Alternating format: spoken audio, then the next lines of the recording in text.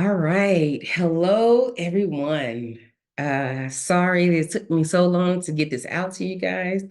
I'd been sick earlier and I was trying to wait for my voice to come back so I wouldn't get on here and it sound like there was a frog in my throat. Um, it's still not completely cleared up, but it's going to be okay and we're going to get through this. So, we're talking about book clubs. Let's go ahead and jump right into it. Our anchor text for this book club that we're going to be talking about today is The Story of Ruby Bridges by Robert Coles. Great author, great story, great series. There's so many books about Ruby Bridges and the civil rights movement and just things that went along with that pertain to that, different figures that we could talk about and compare and contrast. And there's so much you can do with this. But we're going to be focusing on Ruby Bridges. So yes, hello, my name is Davita Kuhn, and we're going to get right into it. The subject we're talking about is the civil rights movement. We can talk about this within social studies. My focus is in a third grade classroom. The standard I'll be going with is a reading informational text standard, describe the relationship between a series of historical events, scientific ideas or concepts, or steps in technical procedures in a text using language that pertains to time, sequence, and cause and effect. Our text set. Our anchor text, as I said, was The Story of Ruby Bridges by Robert Coles. I chose this one as our anchor text because that's on grade level. We're going to start with the on grade level one for our anchor text. So from a secondhand perspective, because that's Robert Coles. But then we also have below grade level from a firsthand account told by Ruby Bridges herself. And then we have the above grade level through My Eyes by Ruby Bridges. This one really in depth. She really goes into it. And it's a really great one to get our above grade level readers into. And then we have one that doesn't deal with Ruby Bridges, but it focuses on the civil rights movement. And that's If You Were a Kid During the Civil Rights Movement by Gwendolyn Hooks. All right, so what we're going to be talking about, we're going to do vocabulary, we're going to do luminary passages, we're going to talk about discussion questions and reading comprehension strategies, and a writing strategy that we can use to just kind of go with this book club series. So let's go ahead and get started with vocabulary. Vocabulary, we need to talk about the background. Background knowledge is essential to reading comprehension.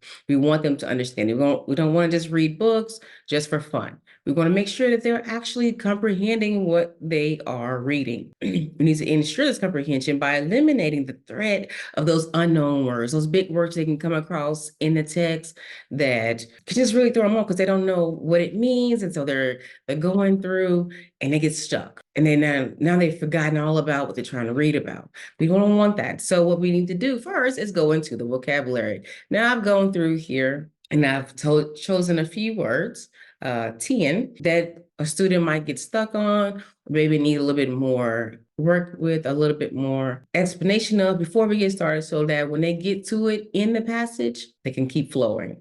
Everything continues to make sense. So we have the civil rights. These are also vocabulary words that are important to the text. That kind of draws everything together. It makes it all just make sense for the whole civil rights movement, not just Ruby Bridges, she goes in there as well.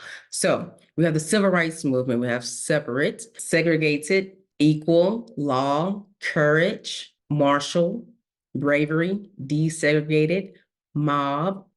All of these can be discussed. So like marshal, what is a marshal? Students may get stuck on that. Now you can just relate that to police officers or other law enforcement people. There's different strategies you can use for vocabulary. We're going to go ahead and talk about this one, dealing with the word mob, where we go ahead and talk about the parts of speech, noun and verb, and then we give some different student-friendly definition. And if you go into a children's dictionary or some type of dictionary and you find these different definitions, there are different ones. There's like 3 different ones for the noun, and then there's one for a verb. And then not just to give those definitions, but to give those definitions with pictures, right? Because we have some visual learners. And so the pictures will help them to be able to see it, to visualize, to know exactly what this word means and how to use it in context. After you do all that, you focus in on now which one of those definitions are we using for the text. So for this one, this mob, we're going to be using definition one. Now, granted, you would go through all that with your students, but for sake of time, we're just going to go pick out the one that we're going to use for the text, which is definition one in the noun form, a big crowd of angry or excited people. And then, of course, we discussed that they were not excited in our text, they were angry. And that would be our first picture here, the one in the bottom, where they are angry. Okay, so let's continue on.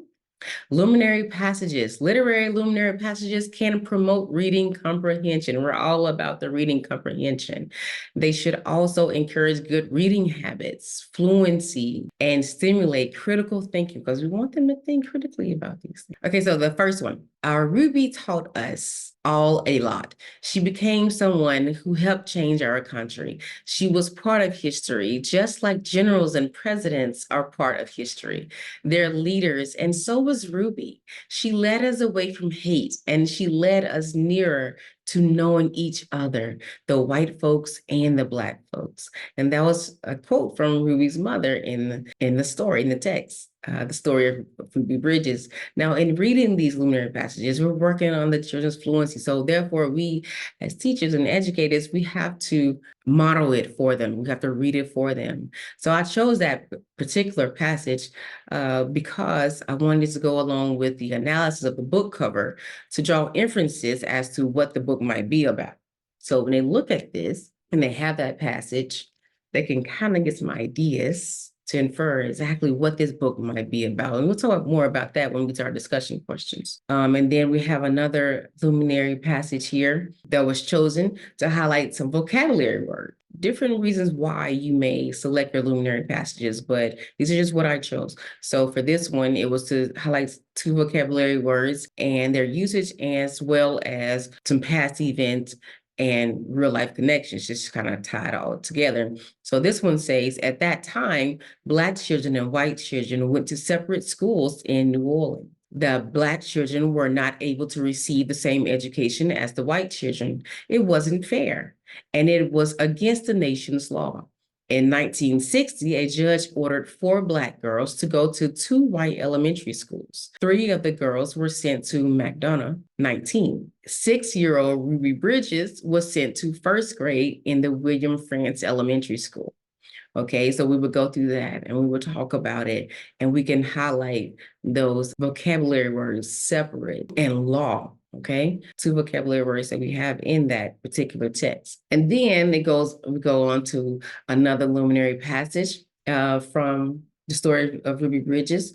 And that one was chosen just so we can go through the children can see the dialogue. We want them to go through the dialogue and see how that goes. And so as educators, again, we would need to model that. Use different voices, maybe fluctuations in the tones and different expressions of how we're reading that dialogue, and give them that ideas. And then if we can have them to go ahead and model it as well, to read it, to take turns reading it aloud as well, maybe in their groups, or you can do in class. We have one group reading this part, one group reading that part, or they can just pair up and read and just take on the different parts and use different voices and just kind of make it fun, make it interesting, make it make sense. And you want it to connect to the students. And then have the next one that is from one of our supporting texts. Ruby Bridges Goes to School, My True Story. That's by Ruby Bridges herself, one of those other firsthand accounts. And for that one, it gives background information and explains a major vocabulary word, just segregation, because we want to discuss that. We want to go over that. We want to see it in context as we're talking about it. And it opens the floor for an engaging conversation, because you want to engage in conversation to get them to critically think about what we are talking about, what we're discussing, the different texts, the different vocabulary, make it make sense to them. What does that mean to me personally? What are my thoughts on that? I want to know their thoughts. And let's continue to move on. So we also have our discussion questions. Now you can't just read and not have questions, because our questions are what's going to also help us to think. Questions should come from the anchor text and occasionally relate to supplemental text as well. so they can kind of relate to each other. So when you do that, we have this one, and we have the story of Ruby Bridges, our anchor text, and then we have the supplemental Through My Eyes. Now the students at some point should have to be able to have read both of these. The question should require them to think about one book and the other book together. They should be able to, have to think about both of these and what happened to be able to answer the question. It shouldn't just be just one all the time, because we want to help the students to make connections. So our questions should come from the anchor text and occasionally relate to supplemental text. They should also require students to use multiple levels of thinking. Okay, so we maybe start with low level questions, and then we work our way up to the higher level questions that require more critical thinking. So we're going to go through some questions here. I'm not going to read all these. They're here in the slides. Feel free to go back to pause and to get some better ideas of it. So, like our first question here, as my questions are broken down, my questions are basically for session 1. We're going to be looking at before we even start to read. So therefore, we'll use Bloom's taxonomy for that. What can we tell by looking at the front cover? Look at the front cover of the text. How would you describe the expression on the girl's face? Just looking at it. Can you see that? All right. And then we know that that's from the understand. We just want them to just understand, just look at things and see what's going on. And then question 2, what does her body language suggest about how she might be feeling? What's going on there? Just getting them to think about some things. And what is one difference between the book cover of this story and then the book jacket of Through My Eyes? Right? See, here you see her smiling, this little girl is serious. And then on the back of this one, we have, all right, so we see these different groups of people, all the people get together. We see the law enforcement people. We see people like here. We see somebody holding up a sign saying, we won't segregation, all right? And then we see the school. You see her walking into the school here with the marshals. There's so many different connections that we made here, different thoughts that could be discussed and talked about. And we want them to get into that. We continue on looking at the group of people behind her. What might the girl be thinking? Okay, so what might she be thinking with these people behind her? The students will see that the people behind her, their mouths are open and they're hollering out things. You can tell all that, but she's still serious. We want them to be able to make these inferences. We want them to be able to connect with stories, not just this one, but as they read throughout their lives, to be able to make connections. Number 5, based on the illustrations on the front and back covers, what might this book be about? Just have them going through it. Okay, so then the second part would be questions that I would ask during the reading. Okay, so while we're going through the text, asking some questions. Now, for this one, from here on, from the session 2 and session 3, I'm not going to be using Bloom's taxonomy to classify my questions. They'll be according to CIR, and we'll get into that next. That's what my comprehension strategy, and go into it. It's going to lead us right into that, so perfect. And then we're going to go ahead and say question number 1. Why did Ruby and her family move? Okay, now that you see here, the classification for that is right there. That is right there in the text, right there. So all they have to do is should be able to just go into the text and just see it. Questions are pretty similar to what they would actually see, the words they would see in the text. You don't need to think about it too hard. You just need to go and find it in the book, okay? And then which school did the judge order Ruby to attend? Again, you just looking, the students just go in there, they will find it, and it's right there. This is just showing them how to find those answers, really, right there. And again, they're getting more information. They're comprehending as they're answering these questions. They're thinking about it. They're learning more. They're comprehending, okay? And then it just continues on, and then to another right there question that they can just go straight to the text and find, and then you have a think and search. What is the mom's motivation for protesting Ruby going to the school? Now you got to think about it, okay? They got to make some connections within the text. And then there's another think and search, and then we're going to go on to session 3. Session 3 is what we're going to ask after. When we finish reading, now let's go back, think about some things. So the first one was another think and search. How does the mob change from the beginning to the end of the story? Now, you got to think about it.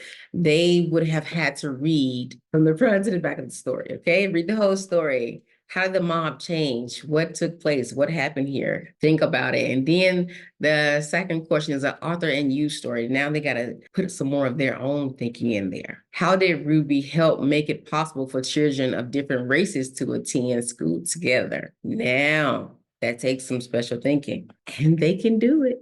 Don't limit your babies. Your students can think about it. And then you continue on to have them ask more questions to have them think. Now, some of these questions, some questions you get up to, and they won't need the book. It's just what they think is what they have to think about on their own.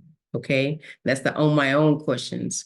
So such as number 4 here, in our school, do students mostly look similar to each other or different? Why do you think there are some places where people look mostly the same as one another? Now, for that, they don't need to go into either text for that. This is just what they need to think about themselves. Something that they would go back to their own background knowledge, what they already know, okay? And that's what we want. We want them to have those questions as well. Now, reading comprehension. That just kind of works us into reading comprehension because those questions is reading comprehension. That's just another reading comprehension strategy. That CIR strategy was the question answer relationship, which can be used after students have read or doing the reading a text to help with reading comprehension. It can be used with individuals, small groups, and with the whole class. Okay, so here we see the right there questions. There was the in the book. It just goes straight to the book. The answer can be found in the book, the character's name, setting, just things that they can find right there. Okay, and then another in the book, think and search. They'll find those in the book. The answer is in the book, but you must think carefully about the whole story. That requires them to think about the whole story, but they have to think. And then the in my head or on my own would be the author and me questions there. The answer can be found using their own thoughts and knowledge, as well as information in the text, what the author has given them in the text. Okay. And then the in my head, my questions again, on my own, things that's just have them thinking in their own heads, on my own questions. The answer can be found using your own thoughts, their own thoughts and knowledge. Okay. That's going back to that prior knowledge. All right. And then our last one, writing with a purpose. Writing, you have to have a writing component, right? So the writing strategy I enjoy using is Venn diagrams. Venn diagrams are graphic organizers that help the students to organize their thoughts and examine the similarities and differences. That can be similarities and differences between the two different texts or any other text. It can be similarities and differences between themselves and a character in the text, or between two different characters within the text. Just so many things you can use for that, but it helps them to organize those thoughts before they begin to write maybe an essay per se, or just ending with just a Venn diagram, just to be able to compare and contrast. What is this Venn diagram? It may look like this. You can have a worksheet that looks like this, where they would have different here and different here, and then a like in the middle, what things are the same. So here, for this one, I was saying they could compare what she did to a time when they or someone else took a risk to take a stand for something. Okay, so now they would have to think about a time that they took a stand for something. Maybe they took a stand by telling the truth. It may have been a risk for them to tell the truth at that time, right? So they would put Ruby Bridges on one side, and then they would put me on the other side, and they would go ahead and say that the different situations to think about what Ruby did in her situation, what they did in their situation, and what things they had alike. What did they do that was similar or the same? So that's that. That's one writing strategy that you can use for that. Again, there's many other ones. So let's go ahead and wrap this up. So we talked about vocabulary, words students need to know, and a strategy to teach them. Okay, we talked about the strategy of defining those terms with student-friendly definitions, and then having those pictures there so they can visualize it, because we do have visual learners. I'm one of those. I need to be able to see some things. Okay, and then we had the luminary passages, and we want to make sure those luminary passages are impactful excerpts from our text. Texts just that make sense, that they have meaning, that they can get something from, not just random parts of the passage. Okay, and then the third one, we talked about discussion questions. We want to have critical thinking questions. We want to have different levels of questions. We want to start low, work our way up. And then reading comprehension strategies. Again, those questions, all a part of that reading comprehension. And then the strategy we used with that was the CIR.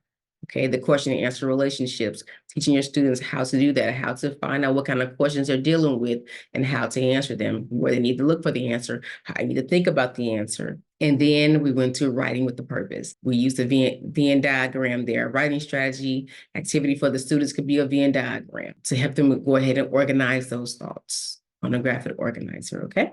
All right, so thank you for listening to my presentation here about the book club. I hope you have a great book club with your students.